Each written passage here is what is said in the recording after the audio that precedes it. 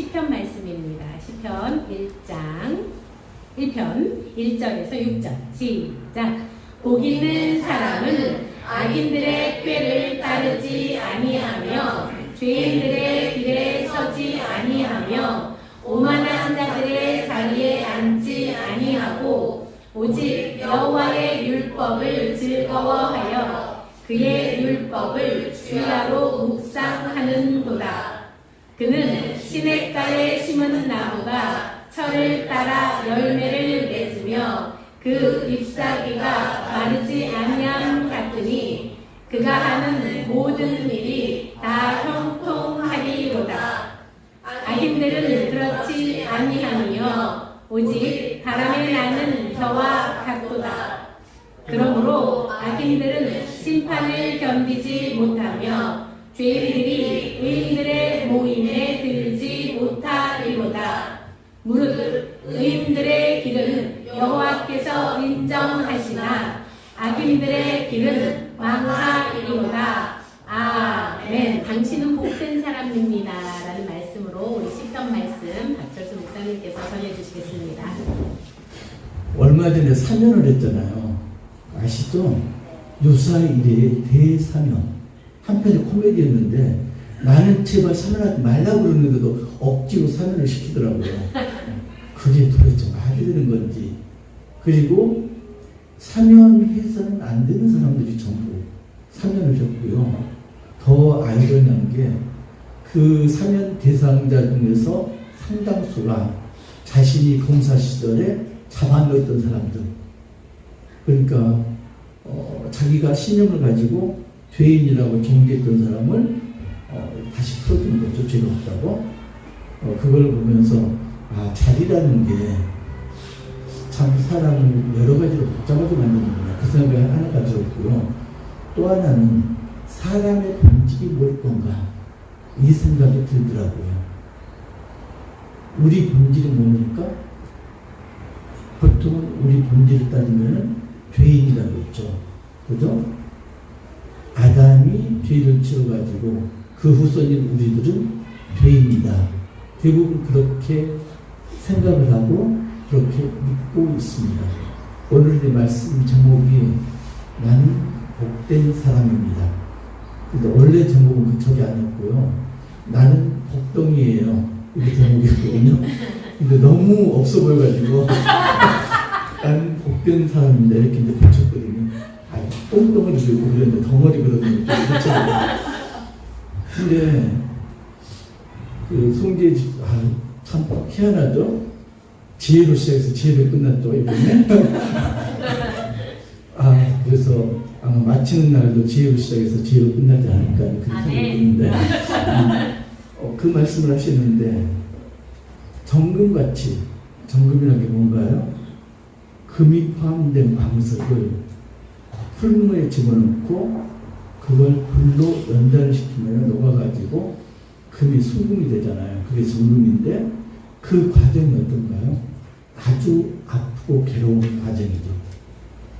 불에 녹으니까 그것도 한 번도 아니고 완전히 순수해질 때까지 지속적으로 정금이 되는 과정이 쉽지만은 않아요. 근데 이제 이 말씀을 준비하면서 묵상을 하다 보니까 약간 잘못 생각하고 있지 않았나 이 생각이 들어요. 우리는 금이 함유된 광물이 아니고 금덩어리 그 자체다. 단지 세상에 나와서 때가 묻고 진흙이 묻고 오물이 좀 묻었을 뿐이다. 그래서 그건 굳이 불에 집어넣지 않고 물로 씻어도 금덩어리 본연의 자태를 드러낼 수가 있다. 그래서 사면했던 사람들 죄인이라고 그러는데 그 죄인의 본질은 처음부터 죄인이 아니었고 처음에는 일반 시민이었거든요. 그러다가 죄를 지어갖고 죄인이 됐고 사면해서 복권이 됐거든요. 복권이라는 게 뭔가요? 죄가 없어지고 원래 권리를 회복하는 것. 우리가 죄인이에요. 죄인인데 본질까지도 우리가 죄인이 아니고 원래 본질은 영적인 순수한 존재였는데 죄를 지어서 일시적으로 죄인이 된 거죠. 그 일시적인 게 언제까지인가요? 하늘나라 갈 때까지. 그 일시적인 게 뭐 2000년이 되는 사람도 있고 4000년이 되는 사람도 있고 많겠죠? 일시적으로 죄인이 시킵니다. 그래서 그대로 두면은 우리는 죄와 사망의 올무에서 헤어나오지를 못한다. 죄와 사망의 그늘에 속한 자가 된다. 그런데 하나님은 우리를 이처럼 사랑하셔서 독생자를 보내주셨다. 그래서 복권될 수 있는 그런 길을 열어주셨다. 그게 뭔가요? 예수님을 믿고 영접하면은 너는 이제 죄가 없어. 원래 신분을 회복해. 원래 신분은 뭔가요? 하나님의 아들, 하나님의 자녀 신분을 회복해. 그러니까 이걸 좀 더 생각하면은 예수님을 믿어서 우리가 하나님의 자녀가 될 게 아니고 원래 하나님의 자녀였는데 죄를 지어서 죄인이 됐다가 예수님을 인해서 사명받아서 다시금 하나님의 자녀라는 신분을 회복한 거죠. 그래서 보면은 항상 그렇죠. 죄라는 문제가 죄인이 그러면은 어떤 게 죄인인가? 죄만 지어서 죄인인가? 이런 문제가 생겨요. 다윗 같은 경우는 특별히 사람을 두 가지로 나누고 있습니다. 복 있는 사람과 악인. 복 있는 사람은 쭉 시편을 이제 훑어보면은 의인이 복 있는 사람이다. 복 있는 사람은 의인이다. 악인은 반대겠죠. 복이 없는 사람은 악인이다. 그래서 이야기를 진행합니다. 시편 1편은 시편 전체의 서론 부분이에요. 그래서 시편 1편을 잘 묵상을 하면은 시편 전체적인 내용, 더 나가서 구약 전체적인 것, 성경 전체적인 내용을 우리가 유출을 할 수가 있습니다.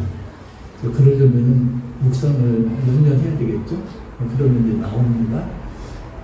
근데 보면은 악인에 대해서 그 이전에 복 있는 자에 대해서 말씀을 하고 있습니다. 복 있는 자가 어떤 자나? 형통한 자다. 복 있는 자는 형통한 자다. 그러면은 형통한 자는 어떤 자인가?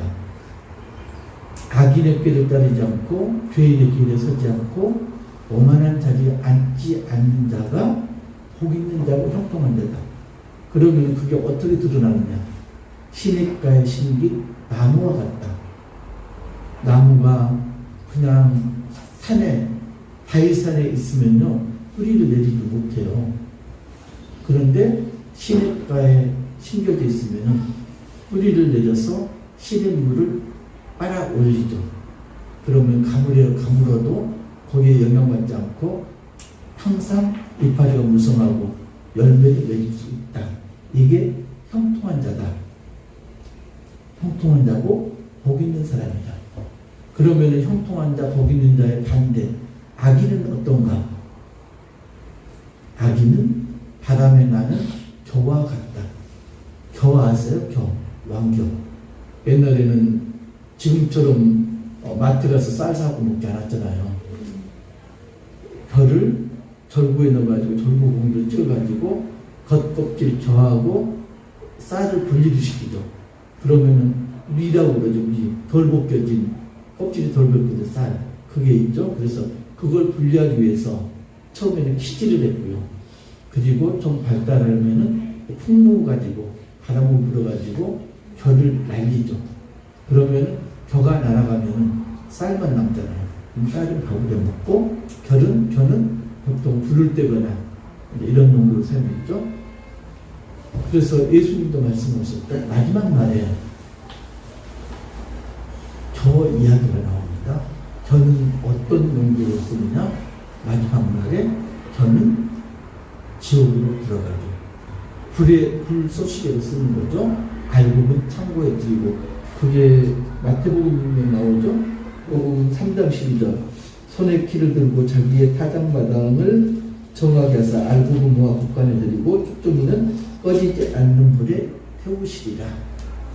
알곡과 쭉정이가 나옵니다. 쭉정이가 깁니다. 그래서 복 있는 사람은 알복이니까 천국에 들어가고, 악인은 반대로 바람 나는 겨와 같이 풀목불에 들어간다. 이게 이제 성경의 전체적인 사람을 보는, 또는 다윗이 사람을 보는 관점입니다.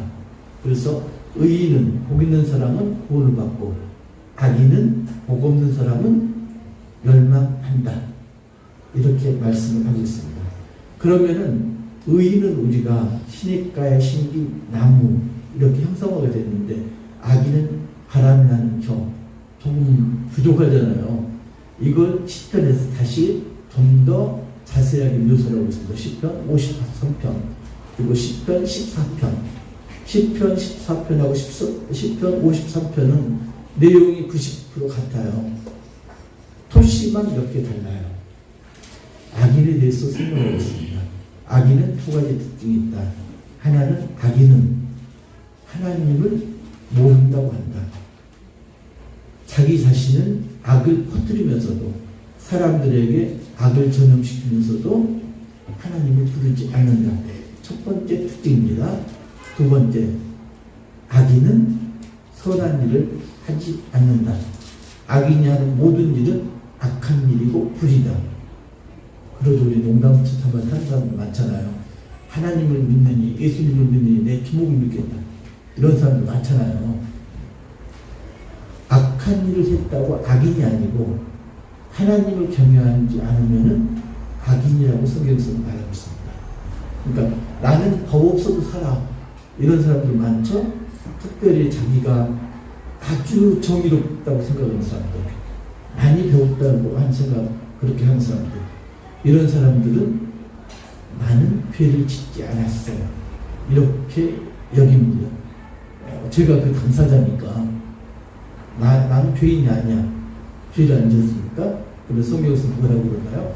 죄를 짓는 거하고 상관없이 여호와를 경외하지 않으면 악인이다. 이렇게 단정하고 있습니다. 여러분들 하나님을 경외하시죠? 아멘. 그러면 적어도 악인은 아닌 거죠. 그죠? 의인일지 아닐지 모르지만 악인은 아닌 거죠. 자, 의인하고 악인이요, 원래부터 구별이 됐을까요? 이제 교리적인 문제가 나오는데, 일부 교단에서는 이중이동론이라고 해가지고 의인하고 악인, 구원받을 자하고 구원받지 못할 자가 이미 태어나기 전에, 태초에 창세 전에 정해졌다. 그래서 구원받을 녀석은 아무리 삐질삐질 미끄러처럼 빠져나오고 나쁜 짓을 해도 끌고 가서 구원을 시킨다. 그게 견인론이에요. 견인이라고 그래요. 그런데 구원에서 벗어난 사람은 아무리 착한 일을 하고 아무리 교회를 다녀도 결국은 구원받지 못한다. 그렇게 주장하는 교단이 있고요. 한쪽은 그게 아니죠. 사람에게 아주 최소한도의 그런 영적인 분별력이 남아있다. 그래서 예수님을 받아들이면 그 분별력 가지고 구원을 받고, 그 분별력으로 예수님을 거부하면 구원받지 못한다. 이런 교단도 있죠.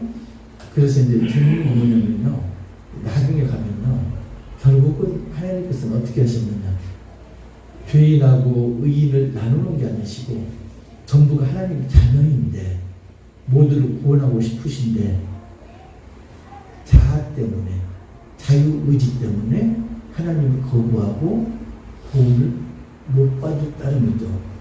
그래서 이제 에스겔이나 이사야서를 보면 그런 이야기가 나와요. 악인은 그러면은 하나님께서 멸망시키기로 작정을 하셨는가? 악인은 구원하지 못할 것인가? 이런 문제가 나와요. 어떨 것 같으세요? 악인은 구원받지 못하나요? 보면요, 악인 이전에 이제 의인부터 나오거든요. 의인 베드로 사도가 한탄하는 게 나와요.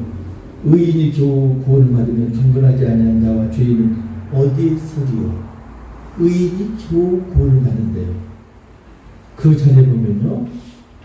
에스겔 38장 18절에 보면은 만일 의인이 돌이켜 그 공의에서 떠나 죄악을 범하면 그가 그 가운데서 죽을 것이고 비록 의인이었다고 하더라도 의에서 벗어나서 죄악을 저지르면은 죽을 것이다. 그렇게 말하고 있습니다. 그래서 베드로서도 한탄하는 거예요. 의인도 구원받기가 힘든데 죄인들은 그럼 어떻게 하라고요? 지금 말을 이렇게 하는 거죠. 그런데 에스겔 18장 27절에 보면요. 만일 악인이 그 행한 악을 떠나 정의와 공의를 행하면 그 영혼을 보존하리라. 자, 의인이 의에서 벗어나면은 죽을 것이다 하신 하나님이 악인에 대해서는 지금 반대로 말씀하시네요.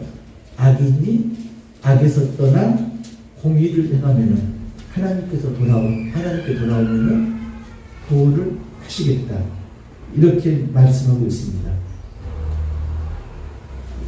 그 이야기는 뭔가요? 의인하고 악인이 애초에부터 구분되는 게 아니다. 세상에 와서, 세상이 어떤 건가요? 세상은 사탄이 지배하는 영역, 사탄이 지배하는 영역에 와서 지금 세상 시민이 된 거죠. 본질은 하나님 자녀예요. 하나님 자녀인데 세상에 와서 지금 세상의 지배를 받고 있는 거죠. 그래서 내가 죄를 지은 거하고 상관없이 죄인된 신분으로 지금 변한 거예요. 그런데 예수님을 인해서 우리가 예수님을 영접하고 신분이 바뀐 거죠. 사명 받아가지고 복권이 된 거예요. 그러면 우리는 더 이상 죄인이 아니다. 그럼에도 불구하고 나는 죄인이다 주장하면 어쩔 수가 없는 거죠. 물론 이제 어떤 사람들은 나는 사면 받기 싫어요 하는데 억지로 사면시키는 그런 경우도 있지만은 그런 경우는 아주 극히 드문 경우고, 그런데 복 있는 사람 이야기할 때 그러면 복이 있다는 게 뭔가, 우리는 복 주세요, 축복해 주세요 기도할 때 그러잖아요. 제발 복 좀 달라고. 그런데 복은요, 예수님을 영접할 때 이미 우리가 받은 거거든요. 더 정확하게는 원래 우리가 복덩이였는데 세상에 살면서 그 복이 오염이 휩싸여 있는데 예수님을 영접함으로써 오염이 씻겨나가고 지금 복덩이가 드러난 상황이거든요. 그래서 나나 여러분은 지금 복덩어리예요. 그냥 복을 더 이상 달라고 할 필요가 없고 복덩어리거든요. 예수님의 복의 근원, 예수님은 복의 근원이시다. 이렇게 말씀하시고, 요한복음에 보면은 나는 포도나무요 너희는 가지니 말씀하시죠.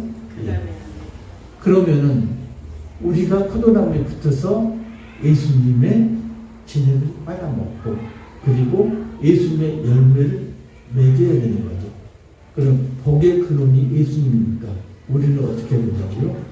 우리가 복을 먹는 게 아니고 내 자체가 지금 복이니까, 복덩어리니까 내 복을 다른 사람에게 나눠줘야 되는 거죠.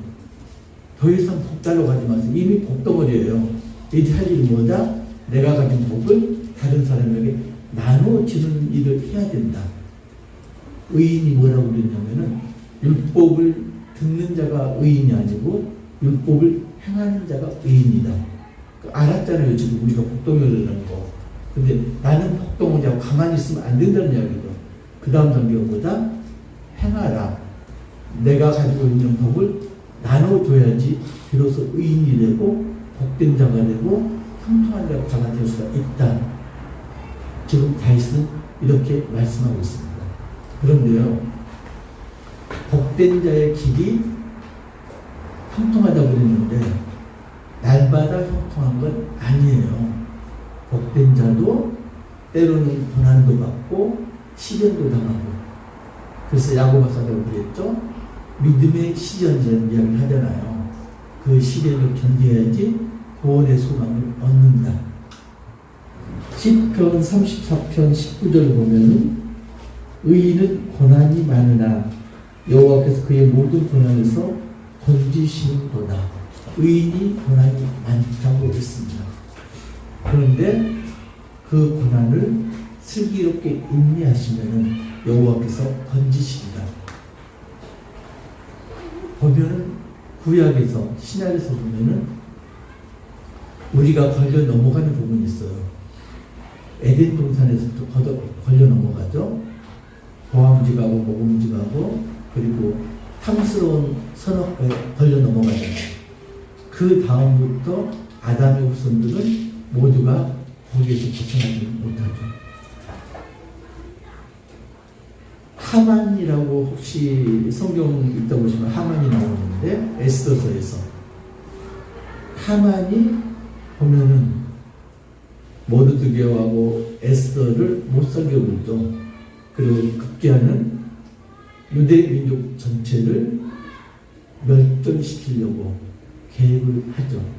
그런데 모르드게와 에스더 노력 덕분에 하만이 대신 사형당하고 유대인들이 구원을 받는 일이 벌어지죠. 그죠? 그걸 뭐라고 그러나요? 불임전. 그죠?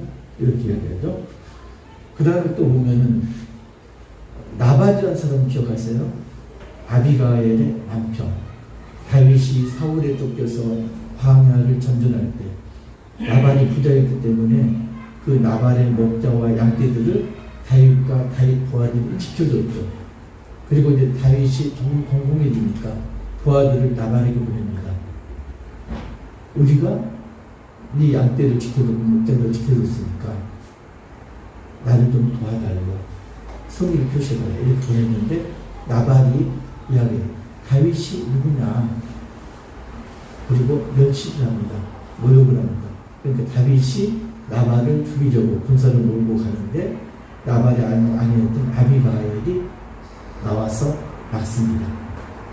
그리고 다윗이 죽이지는 않았지만은 나발은 며칠 후에 하나님의 진노를 받아서 죽습니다.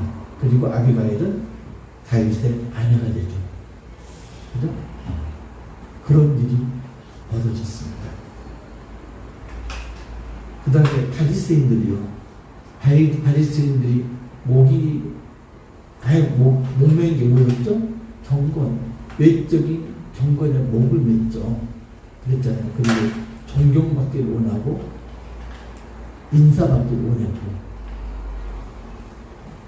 그게 성경 시대에만 그게 있었을까요? 지금은 어떤가요? 나발 같은 사람은 아마도 지금으로 말하면 재벌 회장쯤 되는 그런 위치. 하만 같은 사람은 권력자들.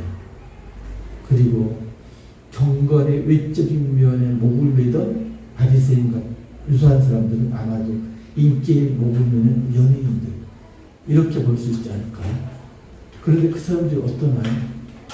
특별히 권력자들을 보면 정권이 바뀌기가 무섭게 다들 자연스럽게 감옥에 들어가잖아요. 그래서 오죽했으면 대통령 다음 자리가 감옥이다 이런 이야기까지 나오잖아요. 연예인들도 어때요? 인기를 먹고 산다고 그러는데 탑 연예인들이 인기에 연연하지 못해서 자살로 생을 마감하는 사람들이 적지 않습니다. 이게 뭔가요? 바람에 나는 겨와 같은 인생들.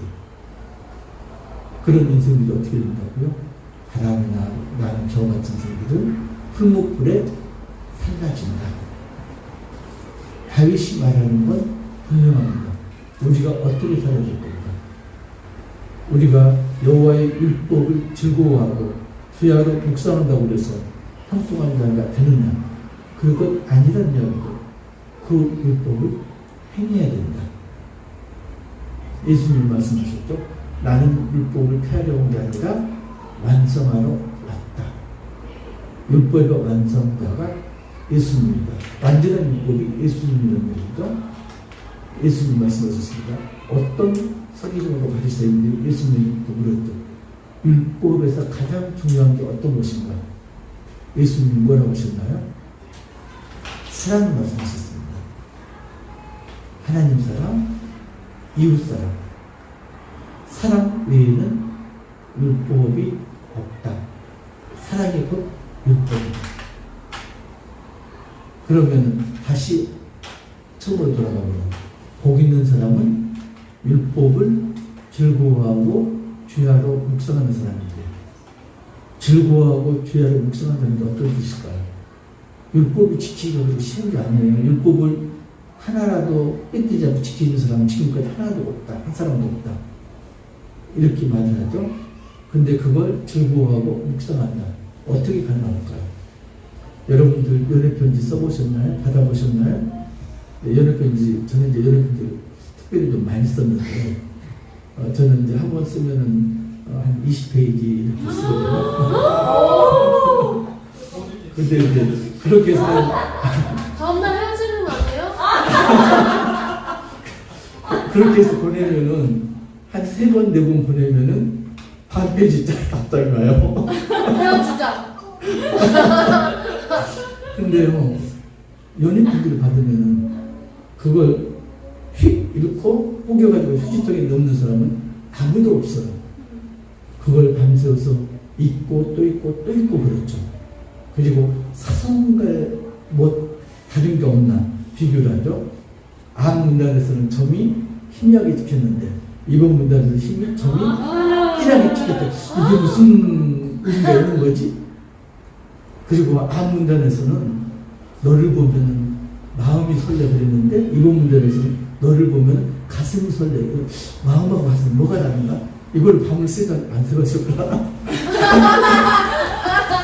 그 조그만 차이점 가지고 묵상을 하고 또 하고 별 가능성을 다 따지잖아요. 다윗이 말한 복 있는 사람이 율법을 즐거워하고 묵상하는 게 바로 연애편지 읽는 것 같은 거예요. 연애편지가 곰탕이 되도록, 율법이 곰탕이 되도록 이렇게 읽고 또 읽고 묵상을 한다는 거죠. 예수님 거기서 상당히 더 나가라고 말씀하셨습니다. 어떻게? 행하라. 뭘 행하라? 하나님 사랑, 이웃 사랑을 행하라. 그래서 다윗과 예수님 연결시키면 다윗은 율법을 주야로 묵상하고 그리고 즐거워하는 사람이 복 있는 사람이다. 그리고 형통한 사람이다. 그런데 예수님 거기에 하나 더해서 그걸 실천해내라. 사랑으로. 템즈강이라고 아세요? 템즈강. 런던에 있죠, 템즈강이? 세느강은 파리에 있고 템즈강은 런던에 있는 것 같은데 맞을 거예요 아마. 근데 템즈 강가에 나무들이 있었대요. 그런데 다른 곳에 있는 나무들보다 유난히 이파리가 무성하지도 않고 이랬대요. 결실은 꼬박꼬박하고. 그런데 어느 해 가뭄이 들었는데 그 무성하던 다른 곳에 있는 나무들은 결실하지 못했는데 템즈 강가에 있던 나무는 여전히 똑같이 풍성하지 못했지만 여느 해와 마찬가지로 결실을 했다. 또 어느 해는 보니까 태풍이 불어왔는데 그 무성하던 다른 곳 나무들은 뿌리채 꽂혀서 넘어갔는데 템즈 강가 나무는 여전히 그 자리를 지키고 있었다. 그래서 학자들이 연구했대요. 학자들이 정의가 뭔가요? 사전적 정의 말고 학자들은 지극히 쓸모없는 걸 시간 들여서 돈 들여서 탐구하는 자가 학자잖아요. 그래서 템즈 강가의 나무들이 왜 가뭄이나 태풍에 관계없이 여전할 것인가, 그걸 연구를 하는 거죠. 연구 결과가 뭐냐면 템즈 강가의 나무들은 뿌리를 수십 미터 뻗어 내려갔대요. 그리고 그 깊은 곳에서부터 템즈 강물을 끌어올려서 그걸로 먹고 산 거죠. 그러니까 기후의, 외부적인 기후에 영향을 받지 않고. 복 있는 사람도 그거와 마찬가지다. 복 있는 사람도 외부적으로 볼 때는 고난도 있고 시련도 있고 어떤 때는 기쁜 때도 있지만 항상 여전하다. 그게 왜? 강가에 뿌리를 갖고 있으니까. 그 강가가 뭐라고요? 복의 근원 예수님. 산에 올라가다 보면 중턱에 약수터들이 많이 있습니다. 그죠? 그러면 등산하다가 목마른 사람들이 약수물로 목을 축이죠. 약수터의 역할이 뭔가요? 목마른 자에게 물을 주는 것. 그런데요, 그 약수터가 예수님이라면 우리 존재는 뭐냐면 그 약수터에 놓인 작은 표지박이다. 그 표지박 역할이 뭔가요? 물을 먹는 역할은 표지박이 아니고요. 약수물을 퍼가지고 목마른 사람에게 주는 역할이 표지박 역할이죠. 복 받고 싶으시죠? 이미 복을 받았습니다. 우리는 복덩이입니다. 그래서 앞으로 할 일은 뭐라고요? 표지박으로 약수물을 떠서 목마른 사람을 나눠주듯이 우리가 가진 복을, 그 복덩이를 다른 사람들에게 나눠주는 것이 복받은 우리가 할 행동입니다. 그게 뭐라고요? 이웃사랑. 2023년 우리는 이미 복받은 사람입니다. 복 덩어리입니다. 더 이상 복을 달라고 매달리지 마시고요. 제발 내게 있는 복을 나눠줄 수 있게 해달라고 그렇게 기도하는 한 해가 되시기를 주님의 이름으로 축복합니다.